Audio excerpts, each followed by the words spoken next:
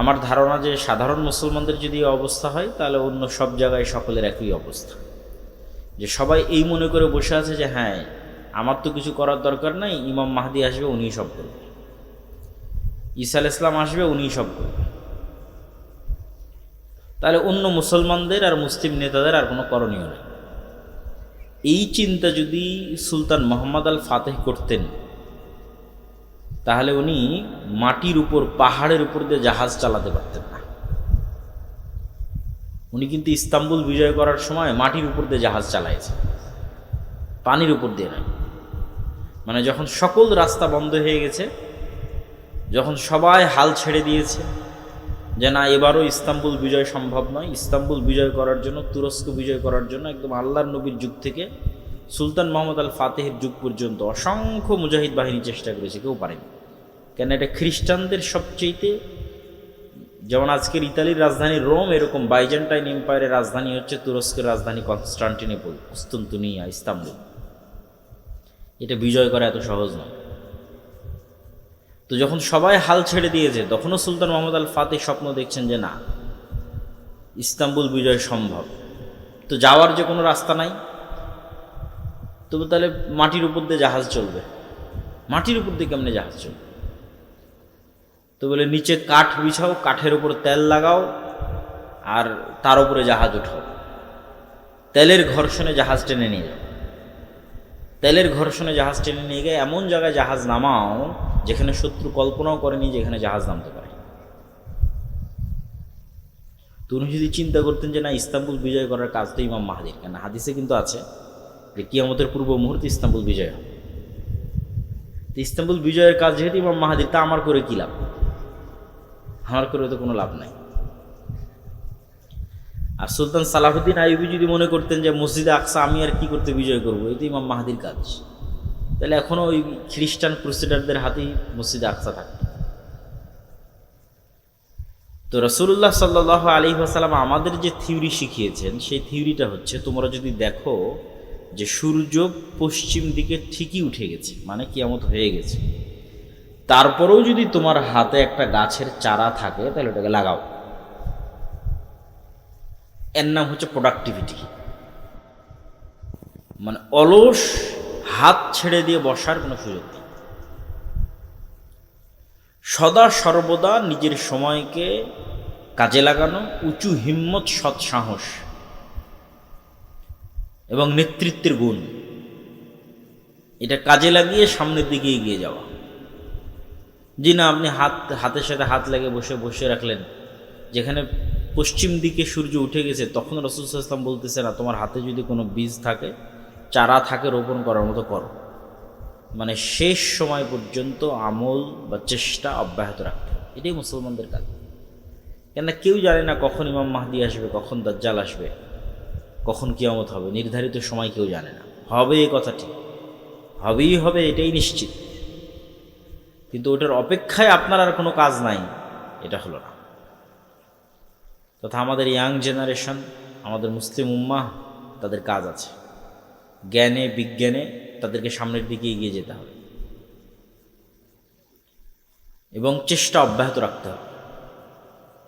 যেই মুহূর্তে মুসলমানদের হাতে মোগল সাম্রাজ্য এবং যেই মুহূর্তে উসমানী খেলাফত, এই সুলতান মোহাম্মদ আল ফাতেহেরই পরবর্তীতে উসমানী খেলাফত আরও বৃহৎ আকার ধারণ করে তুরস্ক থেকে, সেই মুহূর্তে ইউরোপ জ্ঞান এবং বিজ্ঞান চর্চা কেবল শুরু করছে। 1800 শতক, 1700 শতক কেবল জ্ঞান বিজ্ঞানের চর্চা শুরু করেছে। নতুন নতুন কামান, গোলা বারুদ, গুলি, ঠিক আছে, এগুলো, তারপরে যুদ্ধ জাহাজ, এগুলো কেবল নতুন নতুন আবিষ্কার করতেছে।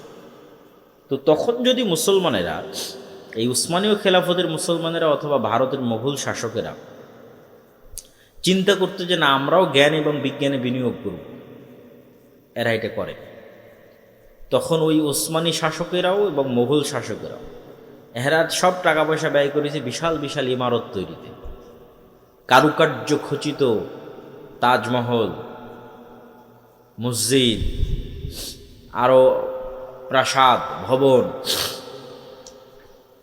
উন্নত উন্নত ইঞ্জিনিয়ারিং, শৈল্পিক কেমনে বিল্ডিং বানানো যায়, এটার পিছনে সব টাকা পয়সা শেষ করে দিয়েছে।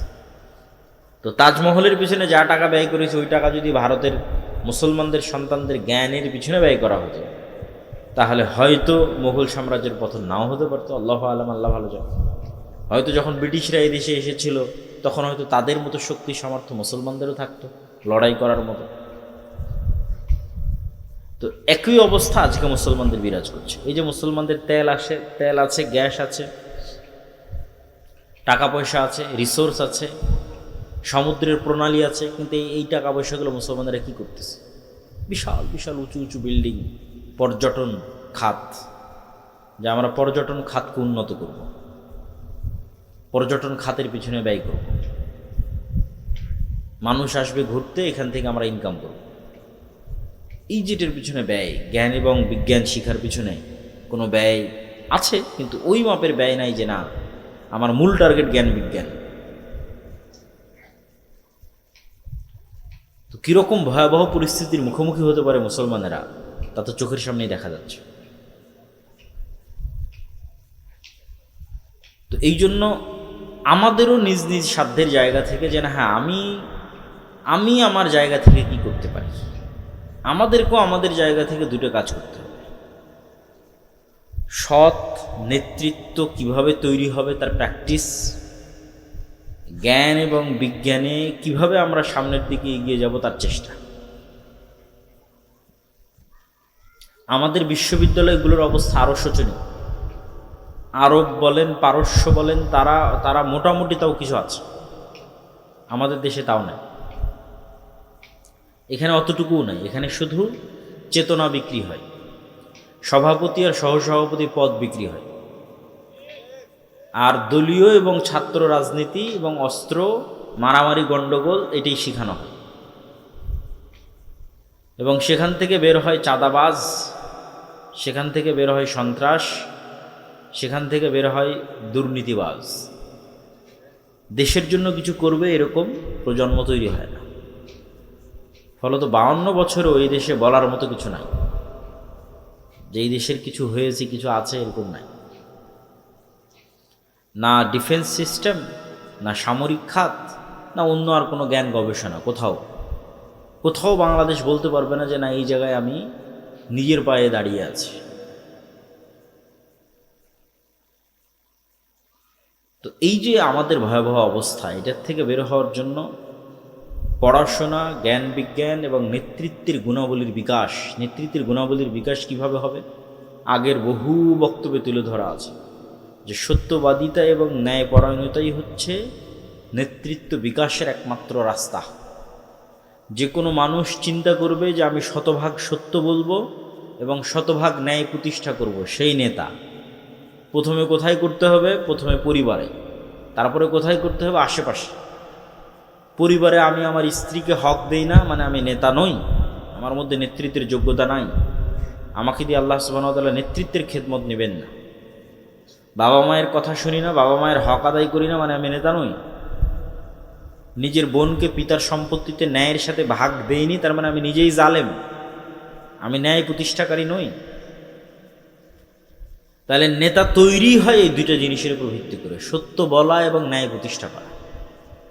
তা আমরা মসজিদ মাদ্রাসায় সালাত, সিয়াম, হজ, যাকাত, দোয়া দরুদ সবই শিখিয়েছি, কিন্তু দেখবেন ওখান থেকে বের হয়ে ওই আলেম, ওই মাওলানা, মাদ্রাসা শিক্ষক, ইসলামী দলের নেতা কর্মী কারোর মধ্যেই এই দুটো গুণের নাই, সত্যবাদিতা নাই, ন্যায় নিষ্ঠা নাই। সালাত, সিয়াম, হজ, যাকাত আছে, ফলত সেও আর নেতা হতে পারতেছে। কিন্তু নেতা হতে হলে তাকে এই দুটো গুণ লাগবে। আমরাও নেতা হতে পারতেছেন এই দুটো গুণের অভাবে। শতভাগ সত্যবাদিতা না থাকা এবং শতভাগ ন্যায়পরায়ণতা না থাকা, এটি দিয়েই নেতা তৈরি হয়। এটার প্র্যাকটিস এবং কালচার আমাদের মধ্যে নিয়ে আসতে হবে। আল আমরু বিল মারুফ ওয়ান নাহি আনিল মুনকার, সৎ কাজের আদেশ দিতে হবে, অসৎ কাজে বাধা দিতে হবে। অসৎ কাজ মানে শুধু গান বাজনা হলে এটা অসৎ কাজ, অসৎ কাজ মানে মেয়ে মানুষ বেপরদায় ঘুরলে এটা অসৎ কাজ, শুধু এগুলো অসৎ কাজ নয়। অসৎ কাজ মানে আর একজনের পুকুরে মাছ ছাড়বে, তো আর এক নেতা এসে বলতেছে তাকে চাঁদা না দিলে মাছ ছাড়তে দিবে না, এটাও অসৎ কাজ। এটাও যেদিন মসজিদ এবং মাদ্রাসা থেকে বাধা দিতে পারবে ন্যায়ের সাথে, ওই দিন ওখান থেকেই নেতা তৈরি হবে। অন্যায়ের প্রতিবাদ করতে গিয়ে নেতা তৈরি হয়, এবং সেখান থেকে নেতা তৈরি হলো কোন নেতাকে আল্লাহ কবুল করবে আল্লাহ সুবহানাহু ওয়া তাআলা বলে। যে কোনো একজন নেতাকে আল্লাহ কবুল করতে পারে, কিন্তু এই কালচার তো নাই যে আল আমরু বিল মারুফ ওয়ান নাহয়ি আনিল মুনকার, এটার কালচারটাই তো নাই। এই কালচারটা তৈরি করতে হবে যে না, আমি অসৎ কাজে বাধা দেব। অসৎ কাজ মানে সকল অসৎ কাজ, মানুষের সাথে যে অসৎ কাজ অন্যায় হচ্ছে ওটা তো বাধা দেবে। এই বাধা দিতে গিয়ে আপনি নেতা হয়ে যাবেন, আর বাধা না দিয়ে চুপচাপ থাকবেন, কোনোদিন নেতা হতে পারবেন না, নেতা হওয়া সম্ভব না। আর জ্ঞান এবং বিজ্ঞানের ক্ষেত্রে অন্তত ন্যূনতম আমাদের যে মসজিদগুলো আছে, এই মসজিদগুলোকে তো আমরা অন্তত জ্ঞানের কেন্দ্র তৈরি করতে পারি। ইসলামে মসজিদ শুধুমাত্র 5 ওয়াক্ত সালাতের জন্য তারপর বন্ধ, এরকম ইতিহাস নাই। রাসূল সাল্লাল্লাহু আলাইহি ওয়াসাল্লামের যুগেও ছিল না, তার আগেও ছিল না। ইসলামে মসজিদই হচ্ছে সোশ্যাল কালচারাল সেন্টার, এবং এটা আমি আরও ভালোভাবে ফিল করেছি। ইউরোপ এবং আমেরিকায় অনেক জায়গায় দেখবেন মসজিদ নামে অনুমোদন নাই, সব জায়গায় কালচারাল সেন্টার নামে অনুমোদন।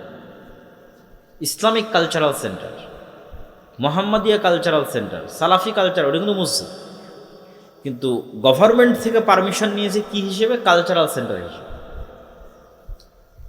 তার মানে গভর্নমেন্টের দৃষ্টিতে এই মসজিদটা একটা কালচারাল সেন্টার। এইটাই ইউরোপ আমেরিকার গভর্নমেন্টের রুলস অনুযায়ী, যে হ্যাঁ এটা একটা কালচারাল সেন্টার, মুসলমানরা তাদের কালচার প্র্যাকটিস করবে কোথায়? মসজিদে, ফলত এটা কালচারাল সেন্টার, কমিউনিটি। কিন্তু আমরাই সেই মসজিদকে বানিয়ে দিয়েছি যে না, এখানে শুধু 5 ওয়াক্ত সালাতের পর এটা অফ হয়ে যাবে, অথবা শুধু লাশ বহনের খাটলি থাকবে, অথবা শুধু ঈদুল ফিতর এবং ঈদুল আজহায় গোস্ত এবং চাউল বন্টন হবে। কিন্তু আসলে হওয়া উচিত ছিল, মসজিদের সবচেয়ে বড় কাজ হওয়া উচিত ছিল যে মসজিদে শিক্ষার ব্যবস্থা থাকবে, জ্ঞান বিতরণের ব্যবস্থা থাকবে। ইসলাম যতটা জ্ঞান ভিত্তিক দিন, আর পৃথিবীতে কোনো দিন এতটা জ্ঞান ভিত্তিক নয়। কোরআন যতটা জ্ঞান ভিত্তিক কিতাব, পৃথিবীতে আর কোনো কিতাব এত জ্ঞান ভিত্তিক নয়। কিন্তু হতভাগা আমরা, যে আমরাই মুসলমান হয়ে কোরআন পড়ে জ্ঞান থেকে দূরে চলে গেছি, জ্ঞান চর্চা থেকে দূরে চলে গেছি। যে ইসলামী দল বলেন, সংগঠন বলেন, ইয়াং জেনারেশন বলেন, সবাই জালসা করতে পারদর্শী, মিছিল করে লিল্লাহে তাকবীর আল্লাহু আকবার দিতে পারদর্শী, জীবন দিতে পারদর্শী। ভাই আমি আল্লাহর জন্য, আল্লাহর রাস্তায় জীবন দিতে চাই, কিন্তু জ্ঞানী এবং যোগ্য হতে চায় না। আল্লাহর রাস্তায় জীবন দিয়ে দিবে, কিন্তু জ্ঞানী যোগ্য হবে না। তা আল্লাহর রাস্তায় জীবন তো আগেও দিয়েছ, এখনও দিচ্ছ, পরেও দিবা, কিন্তু জুলাইয়ে জীবন দিয়ে ক্ষমতা কারা নিয়ে গেছে?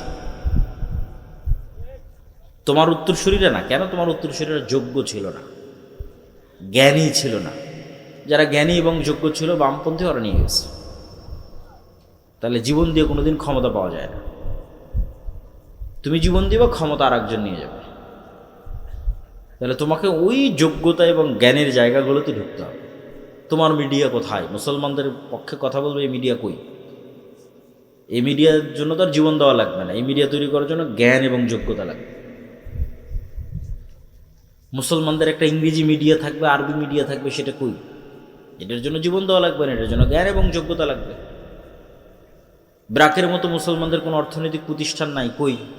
এটার জন্য জীবন দেওয়া লাগবে না, জ্ঞান এবং যোগ্যতা লাগবে।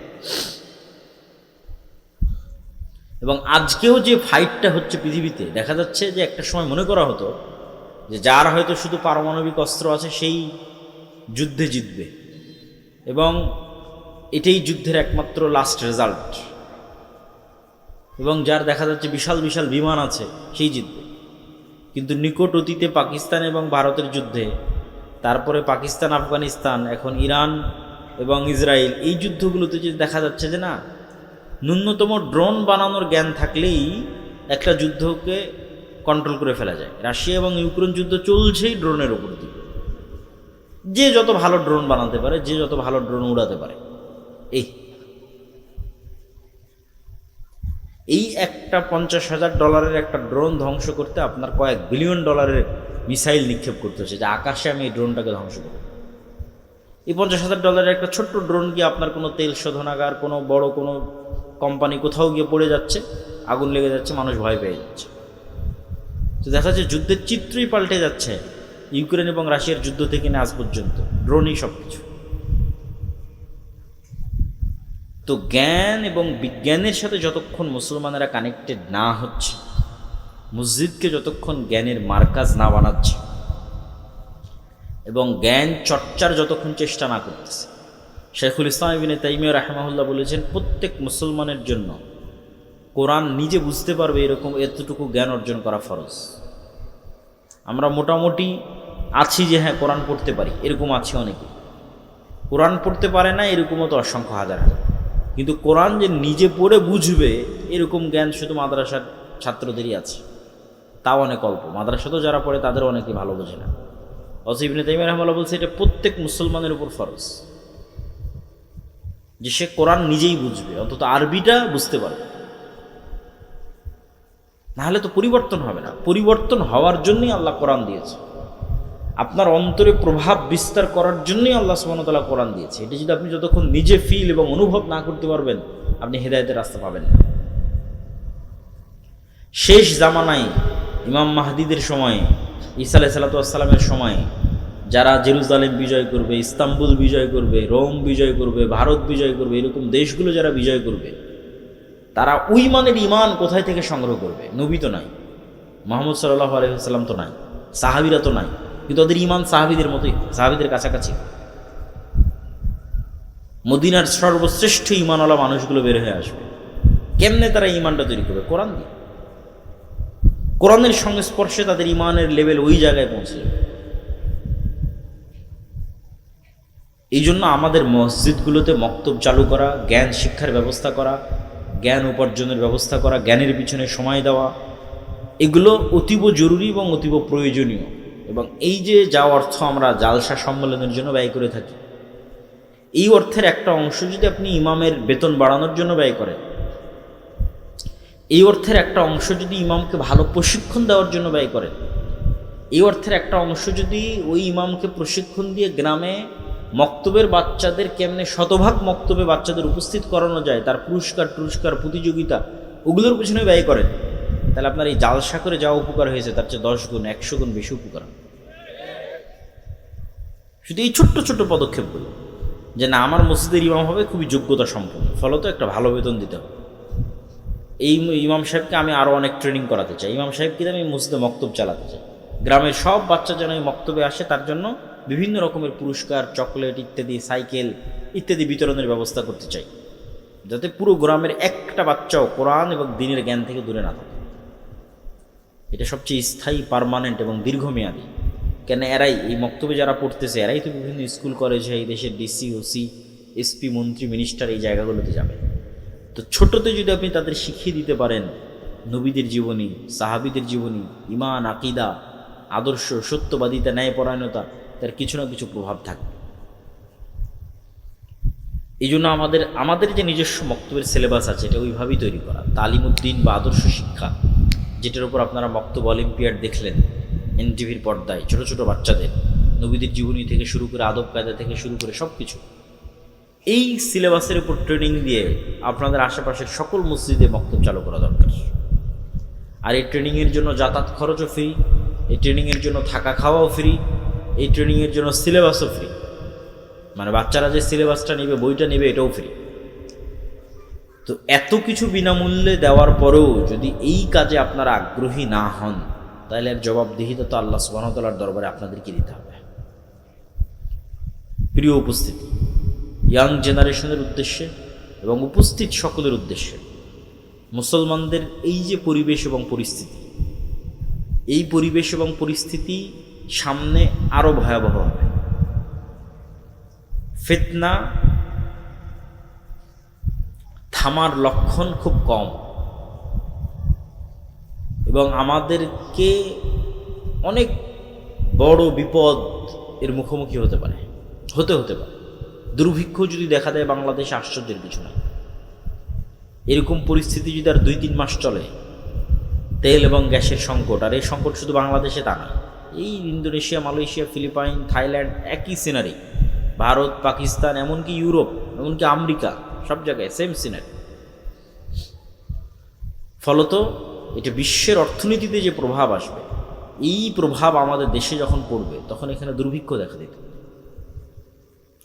আপনার তেলের দাম বাড়ার সাথে সাথে সারের দাম বাড়বে, আপনার চাষের খরচ বেড়ে যাবে, ফলত সকল দিক থেকে আমরা একটা বিপদ মুহূর্ত এবং ফিতনাময় মুহূর্তের দিকে পড়ে যাব। এবং এই শেষ জামানাগুলোতে দাজ্জাল বা দাজ্জালীয় শক্তির যে ফিতনা, এই ফিতনা থেকে বাঁচার একটাই উপায়, এটা বলে আমার বক্তব্য শেষের দিকে চলে যাব, যে এইরকম ভয়ঙ্কর মুহূর্তগুলোতে আপনি কীভাবে ফিতনা থেকে বাঁচবেন।